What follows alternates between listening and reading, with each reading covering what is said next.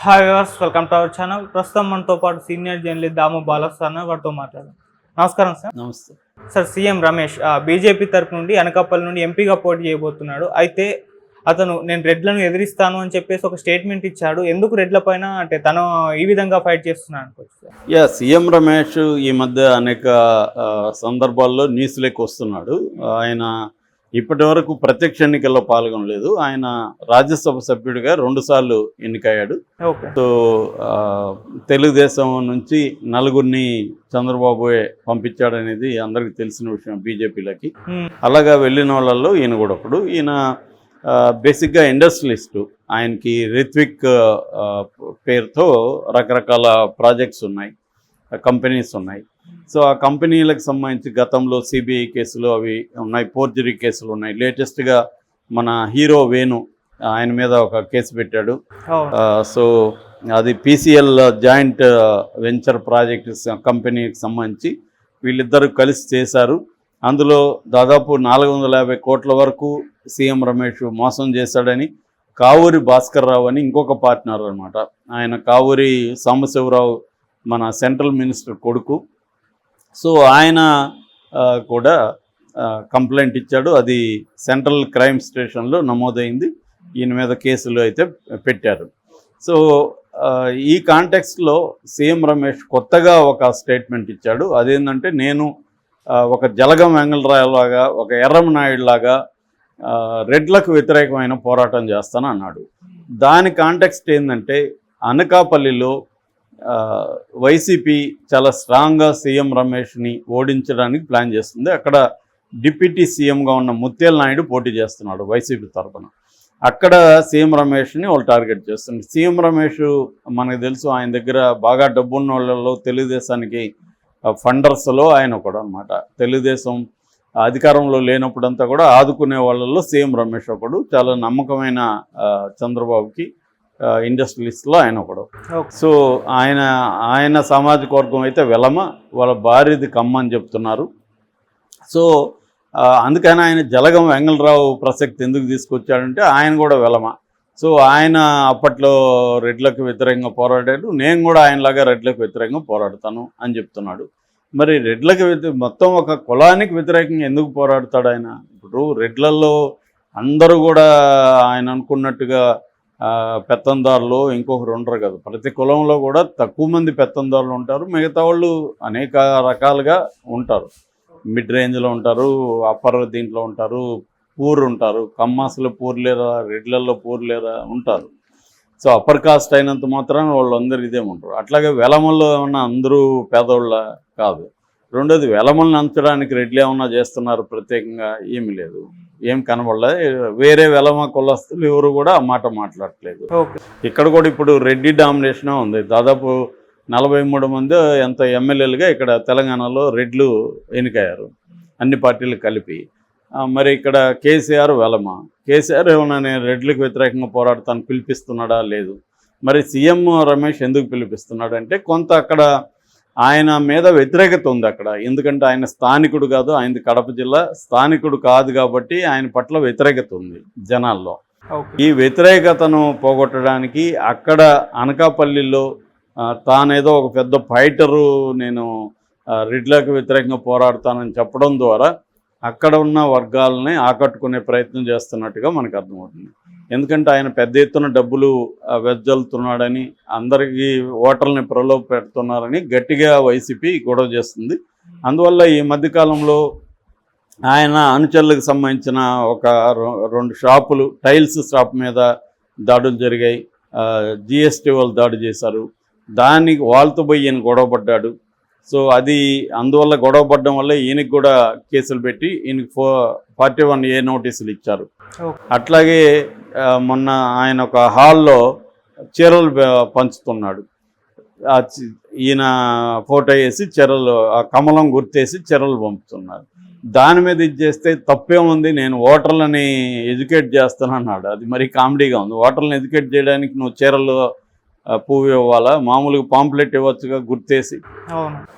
So ఇటువంటి, అంటే ఆయన అధికారుల్ని నేను కేర్ చేయను, నేను యంత్రాంగాన్ని కేర్ చేయను, నేను ఈసీని కేర్ చేయను అన్న పద్ధతిలో ఆయన బిహేవ్ చేస్తున్నట్టుగా కనబడుతుంది. సో ఏదేమైనా ఆయన ఈ వైసీపీని ఎదుర్కొనే క్రమంలో వైసీపీ రెడ్ల పార్టీ అన్న ఒక ముద్ర వేయడానికి కూడా ఆయన ట్రై చేస్తున్నట్టుగా దాని వెనుక ఒక స్ట్రాటజీ కనబడుతుంది. అంటే ఎర్రంనాయుడు అయితే ఆయన రెగ్యులర్ వెలమ కాదు, ఆయన కొప్పుల వెలమ, ఆయన బీసీ కిందకు వస్తాడు. అచ్చెన్నాయుడు కానీ ఎర్రంనాయుడు వీళ్ళందరూ బీసీ, కొప్పుల వేలం అంటారు. కొప్పుల వేలం అనేది బీసీ అనమాట అక్కడ. సో మరి ఈయన సగం వెలమ సగం కమ్మ అనుకుంటే వాళ్ళ భార్యతో కలిపి, సో ఈయన సగం బీజేపీ సగం టీడీపీగా అర్థం చేసుకోవచ్చు. ఏదేమైనా ఆయన అక్కడ కొంత గొడవ చేసి వైసీపీని నేను గట్టిగా ఎదుర్కొంటానని చెప్తున్నాడు. సో ఆయనకి తోడుగా అక్కడ ఆల్రెడీ మన పవన్ కళ్యాణ్ నిన్న వెళ్ళాడు.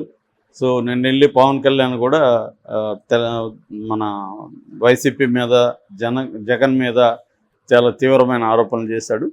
సో ఆ రకంగా ఈయన ఎట్టి పరిస్థితుల్లో ఎంపీగా ఫస్ట్ టైం పోటీ చేస్తున్నాడు కాబట్టి గెలిచి తీరాలన్న పట్టుదలతో మనకి కనబడుతుంది సీఎం రమేష్. కానీ అదే సమయంలో వైసీపీ కూడా సీఎం రమేష్ మీద గట్టిగా టార్గెట్ చేస్తుంది. ఇతన్ని గెలవనివ్వకూడదు, ఇతను గెలిస్తే ఢిల్లీ స్థాయిలో కొంత ఇబ్బందులు క్రియేట్ అవుతాయి అనేది కూడా వైసీపీకి ఉంది. సో అందుకని వైసీపీ కూడా అక్కడ టార్గెట్. మామూలుగా అయితే బీజేపీ నుంచి నిలబడిన ఎంపీలంతా కూడా గెలిచే పరిస్థితి లేదని ఒక టాక్ నడుస్తుంది. కానీ ఈయనకు అక్కడ తెలుగుదేశం కూడా గట్టిగా సపోర్ట్ ఉంది. ముఖ్యంగా అయ్యన్న పాత్రుడు నర్సీపట్నం నుంచి ఆయన ఎమ్మెల్యేగా కంటెస్ట్ చేస్తున్నాడు. ఆయన గట్టిగా ఉన్నాడు. దానికి సంబంధించిన వివాదాలు కూడా వచ్చాయి. అయ్యన్న పాత్రుడికి కోట్ల రూపాయల డబ్బులు ముట్టాయి ఈయన దగ్గర నుంచి, దాంతోనే అయ్యన్న పనిచేస్తున్నాడు. సో అయ్యన్నకి మంచిగా డబ్బులు చేసుకుంటున్నాడు అనేది చెప్తున్నారు. ఈయనేమో అయ్యన్న సింహము పులి, అతను డబ్బులు తీసుకోవడానికి చెప్తున్నారు ఈయన. సో ఇలాగా అక్కడ ఒక రసవత్తర రాజకీయం నడుస్తుంది. అంటే డబ్బు ఇంతకుముందు ఏంటంటే బిజినెస్ పీపుల్ పాలిటిక్స్లోకి డైరెక్ట్గా వచ్చేవాళ్ళు కాదు ఒకప్పుడు. అయితే కొంతకాలంగా వాళ్ళు ఏం చేస్తున్నారంటే ఈ మనకి కంపెనీలకు సంబంధించి అడుక్కునే బదులు మనమే రాజకీయాల్లో ఉంటే బెటర్ కాదని రకరకాలుగా వస్తున్నారు. మనకి ఇప్పుడు రిలయన్స్ వీళ్ళందరూ చూస్తే కూడా వాళ్ళ ప్రతినిధుల్ని కనీసం రాజ్యసభలో అక్కడెక్కడ పెట్టడం ఇవన్నీ చేస్తున్నారు. బాగా డబ్బున్న వ్యాపారస్తులు కూడా డైరెక్ట్ రాజకీయాల్లోకి వచ్చేసి వాళ్ళు రాజకీయాల్లో ఎంపీలుగా ఎక్కువ భాగం ట్రై చేస్తారు వాళ్ళు ఎమ్మెల్యేల కంటే. ఎందుకంటే వాళ్ళకి దేశవ్యాప్త కంపెనీలు ఉంటాయి. ఇప్పుడు మా రఘురామకృష్ణరాజు ఎంపీగా ఎందుకు ట్రై చేస్తున్నాడు? ఎందుకంటే ఆయనకి దాదాపు 7 స్టేట్స్లో ఆయన పవర్ ఇండస్ట్రీస్ ఇతరాలు ఉన్నాయి. సో ఎంపీగా ఉంటే మిగతా వాళ్ళంతా కూడా పరిచయాలు వస్తాయి, సర్కిల్ వస్తుంది. అక్కడ గవర్నమెంట్స్ ఏమున్నా కూడా ఇన్ఫ్లుయెన్స్ చేసుకొని మేనేజ్ చేసుకోవడానికి కుదురుతుంది. నువ్వు ఇదే ఎమ్మెల్యేగా ఉంటే నువ్వు ఓన్లీ స్టేట్కి పరిమితం అవ్వాలి. సో కాబట్టి ఎక్కువ మంది బిజినెస్ పీపుల్ ఎంపీలుగా ఉండడానికి ఒకవేళ కుదరకపోతే, ప్రత్యక్ష రాజకీయాలు కుదరకపోతే రాజ్యసభకు పోవడానికో మాత్రమే ప్రిఫర్ చేస్తారు. ఎందుకంటే ఢిల్లీలో అక్కడ కూర్చోవడం వల్ల వీళ్ళకి పార్లమెంట్లో ఉంటారు, వీళ్ళకి సెంట్రల్ మినిస్టర్లతో మిగతా వాళ్ళతో కాంటాక్ట్స్ వస్తాయి. దానివల్ల ఇతర రాష్ట్రాల్లో తమ వ్యాపారాలని చూసుకుంటారు. ఎందుకంటే ఇండియన్ కాంటెక్స్ట్లో ఇప్పటికి కూడా దాదాపు 75% కంపెనీస్ అనేక చట్ట ఉల్లంఘనలకు పాల్పడడం ద్వారా, గవర్నమెంట్స్ ఫేవర్ పొందడం ద్వారానే వాళ్ళు కంపెనీలు సర్వే అవుతున్నారు. సో ఇప్పుడు ఫర్ ఎగ్జాంపుల్ చైనా నుంచి ఒక కంపెనీ ఇంపోర్ట్ చేసుకుంటుంది. ఆ ఇంపోర్ట్ మీద 100% ట్యాక్స్ వేశారనుకోండి, వీడికి 100 రూపాయలు ఒక వస్తువు పడేది 200 పడుతుంది. అదే ఒక కంపెనీ ఫేవర్ చేసింది, ఒక పొలిటికల్ పార్టీ, అధికారంలో ఉన్న పొలిటికల్ పార్టీ ఫేవర్ చేసింది అనుకో, ఆ ట్యాక్స్ కంప్లీట్గా తీసేస్తుంది అనుకో, వీడికి 100% లాభం వస్తుంది. దీనివల్ల వీడు ఇతర రాష్ట్రాల్లో ఇతర దేశాల్లో కూడా అమ్ముకుంటాడు, కాంపీట్ అవుతాడు. సో దీనివల్ల వాళ్ళు ఆ పొలిటికల్ పార్టీకి డబ్బులు ఇస్తారు. సో ఇదంతా ఏంటంటే ఇండియన్ కంపెనీల మీద రీసెర్చ్ చేసిన సౌరభ్ ముఖర్జీ అలాంటి ఎకనామిస్టులు కూడా చెప్తున్నది ఏంటంటే కనీసం 6-7 రకాలుగా వీళ్ళు ఉల్లంఘనలకు పాల్పడుతున్నారు. ఇది ఒకప్పుడు అమెరికాలో కూడా ఇలాంటిది ఉండేది 1930s. ఇక్కడ కొంత మారడానికి టైం పడుతుంది అని చెప్తున్నారు. కాబట్టి ఈ సీఎం రమేష్ లాంటి బడా ఇండస్ట్రియలిస్టులు అందరూ కూడా ఏంటంటే వీళ్ళు ప్రత్యక్ష రాజకీయాల్లోకి రావడం, దానికి తమ డబ్బుల్ని ఖర్చు పెట్టడం. ఇవాళ ఏమైందంటే ఎవడు ఖర్చు పెట్టగలిగితే వాడే గెలిచే పరిస్థితి వచ్చేసింది. మినిమం అసెంబ్లీకే 50 నుంచి 100 కోట్లు, ఎంపీలుగా అయితే 150 నుంచి 200 కోట్లు ఖర్చు పెడుతున్నారు. ఇంకా ఇలాంటి వాళ్ళు అయితే 300 కోట్లని ఖర్చు పెడతారు. ఇతని మీద ఆల్రెడీ వేణు చెప్తున్న దాని ప్రకారం 450 కోట్లు ఇక్కడ మోసం చేశాడన్నారు. అందులో 300 పెడితే అతను పోయేదే ఉంటుంది. కాబట్టి ఇదంతా కూడా ఏంటంటే డబ్బులకు సంబంధించిన పాలిటిక్స్ని ఆంధ్రప్రదేశ్లో కులం ఇంపార్టెంట్ కాబట్టి అధికారంలో జగన్ ఉన్నాడు కాబట్టి ఆ రెడ్ల కులాన్ని తను టార్గెట్ చేస్తున్నట్టుగా కనబడుతుంది. Okay sir, thank you so much.